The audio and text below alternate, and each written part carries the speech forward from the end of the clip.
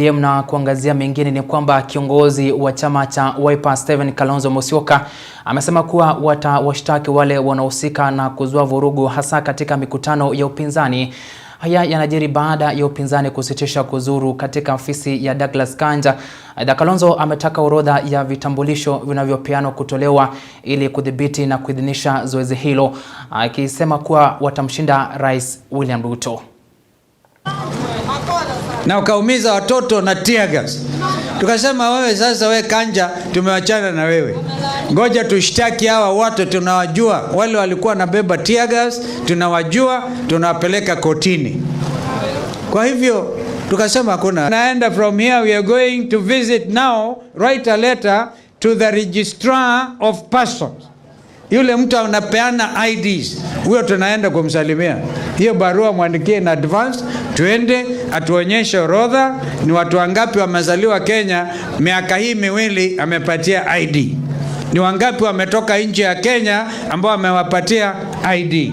Hii hesabu ni lazima tupate. Alikuwa anasema atashinda na 2 million to 3 million. Sisi tutamshinda na 4 million plus. Kenya itashinda Ruto over 4 million votes. Hakuna mchezo hapa. And therefore we want statistics ambazo ni wazi ili tufanye haki yetu. Harambe! Nikimalizia niwaambie hivi. Wewe Kasongo, wakati wako wa kwenda nyumbani umefika. Na utatolewa na huyu mheshimiwa Kalonzo Musyoka, huyu na dharau huyu. Huyu ndiye atakupeleka nyumbani huyu. Unajua tunamwambia nini? Ujanja yake imeisha. Kura hana. Alikuwa anafikiria ujanja yake iko pale kwa ABC. Hata hiyo ABC tunaiangalia sana.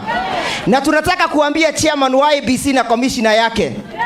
Tunataka watuambie the day they are going to replace the acting chief executive officer.